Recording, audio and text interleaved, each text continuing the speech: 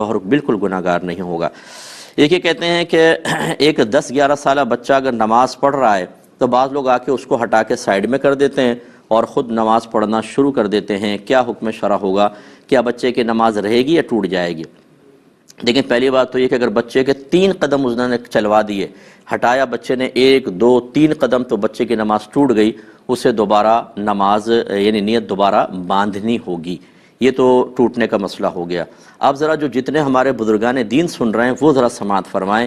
مسئلے ہمیں بالکل پتہ نہیں ہوتے، دین کی ABC ہم نے سیکھی نہیں ہوتی، لیکن یہ 45 سال سے نماز پڑھ رہے ہیں، ان کے سفید داڑھی ہے، یہ صاحب جو ہیں مسجد کے انتظامات میں حصہ لیتے ہیں، تو سب سے بڑے مسجد کے مفتی یہی ہیں، یہ جو کریں گے وہ صحیح کریں گے۔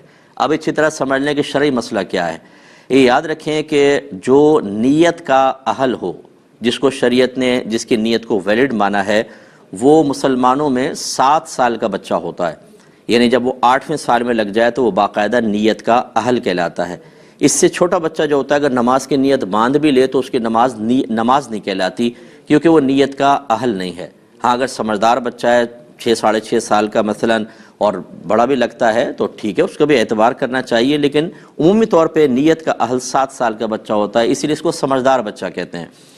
یہ اعلیٰ حضرت امام علیہ سنت دیگر اکابرین نے فرمایا کہ اگر تو بچے جماعت کے ہونے سے پہلے ہی 2-4 جمع ہیں تو ترتیب یہ ہوگی کہ پہلے بڑے ہوں گے پھر بچے پیچھے کھڑے ہوں گے، لیکن اگر ایسا نہیں ہے، 7 سال سے بڑی عمر کا بچہ اور وہ صف کے بیچ میں کھڑا ہو گیا، کہیں پر بھی کھڑا ہو گیا، تو چونکہ وہ نیت کا اہل ہے، اور جو نیت کا اہل ہوتا ہے وہ جماعت میں مکمل طور پر شامل ہونے کی صلاحیت رکھتا ہے، اور اس سے قطع صف نہیں ہوگی۔ قطع صف اس سے ہوتی ہے، صف کٹتی اس سے ہے جو نیت کا اہل نہیں ہوتا۔ تو اتنا چھوٹا بچہ اگر شامل ہوتا تو اس کو پیچھے کر سکتے تھے، لیکن جو 7 سال کا بچہ ہے وہ تو نیت کا اہل ہے، جہاں چاہے کھڑا ہو جائے۔ اب یہ صاحب آ کے اس کو پیچھے کرنا شروع کر دیتے ہیں۔ کیوں کر رہے ہیں آپ یہ بتائیے؟ کہاں سے آپ نے شرعی مسئلہ سنا کہ 7 سال کا بچہ کو بھی آپ پیچھے کریں گے؟ اور بعض تو اس سے بڑھ کر ایک نادانی کو ثبوت دیتے ہیں، بچوں کہتے ہیں بیٹا صف کے کونے میں چلے جاؤ۔ کیوں چلے جائیں؟ اگر وہ صف پہ کھڑے ہونے کے قابل نہیں ہے تو کونے میں بھی صف ہے، وہاں کیوں بھیج رہے ہیں آپ؟ لیکن کچھ پتہ نہیں ہے دین کا، کچھ پتہ نہیں ہے کہ کیا ہے مسئلہ، وہاں چلے جائیں۔ تو اب 10-11 سال کا بچہ تو یہ بہت بڑی عمر کا بچہ ہوتا ہے، کہاں 7 سال، کہاں 10-11 سال کا بچہ، اسے پیچھے کرنے والا گناہ کبیرہ کا مرتکب ہے، شدید گناہ کبیرہ۔ اس لیے کہ نبی کریم صلی اللہ علیہ وسلم نے نمازی کے آگے سے گزرنا منع کیا اور فرمایا کہ گزرنے والا جانتا کہ میرے اس گزرنے میں کیا گناہ ہے تو وہ اس قدم کو اٹھانے سے جو اس نے نمازی کے آگے سے گزرنے کے لیے اٹھایا، وہاں پر 40 سال تک کھڑے رہنا پسند کر لیتا، لیکن گناہ نہ کرتا۔ جہاں قدم اٹھانا، سامنے سے نکلنا گناہ ہو، وہاں آپ یہ کندھے سے پکڑا، آپ نے یہ دھکیل دیا اس کو پیچھے اور خود آ کے کھڑے ہو گئے۔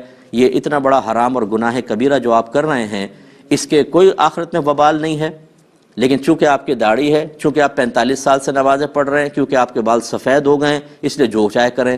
تو اس لیے جو ہمارے ایسے بزرگ سن رہے ہیں، کوئی میرا خدا نہ خواستہ کسی کی تحقیر کرنا مقصود نہیں ہے، لیکن جو جہالت کا مظاہرہ کرے گا اس کو عزت دینے کا بھی شریعت نے حکم نہیں دیا ہے۔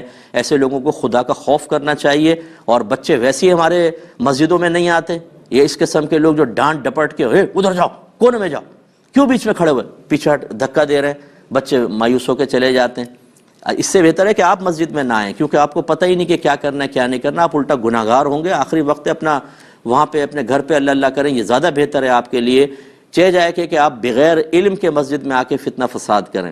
بعض اوقات بچے اتنا شور نہیں کرتے جتنے اس قسم کے لوگ شور مچاتے ہیں، اتنا شور ہوتا ہے، چیخ چیخ کے بچوں کو کہہ رہے ہوتے ہیں۔ بھائی اگر وہ بچے شور مچا رہے ہیں مسجد میں، غلط کر رہے ہیں، لیکن آپ جو ڈبل شور مچا رہے ہیں وہ تو خلاصہ کلام یہ ہے کہ برا نہ مانیں۔ ہمارے الفاظ بعض اوقات آپ کو سخت محسوس ہوں گے، لیکن اگر نبی کریم صلی اللہ علیہ وسلم ایسی چیز ملاحظہ فرماتے تو آپ اسی طرح جلال میں تشریف لاتے ہیں۔ اصل میں ہم نے تو پڑھی نہیں حدیثیں، سرکار کی رحمت کے واقعات تو پڑھے ہیں، ذرا جلال کی بھی پڑھ لیں کہ نافرمانی رب پہ سرکار صلی اللہ علیہ وسلم کس طرح جلال میں تشریف لاتے تھے۔ یہ اس وجہ سے ہماری مسجدوں کا بیڑا غرق ہو چکا ہے۔ جو لوگ صاحب علم نہیں ہیں وہ ایسے بھی آپ کو ملیں گے کہ اگر کوئی عالم سمجھانے لگے گا وہ اس کے خلاف ہو جائیں گے، نہیں ہم جو کر رہے ہیں وہ صحیح کر رہے ہیں، آپ غلط کہہ رہے ہیں۔ صرف اپنی ایگو، انا، صرف اپنا وہ پن، بڑا پن، اور یہ سوچنا کہ اگر میں ان کی مان لوں گا تو پوری مسجد کہے گی آپ کو تو پتہ نہیں تھا، اس آپ نے آپ کو جھوٹی عزت کے دائرے میں لانے کے لیے اور جھوٹی حقیقی ذلت سے بچانے کے لیے اس طرح کے معاملات، تو بہرحال ایسے بچوں کو بالکل نہ روکا جائے۔ ایک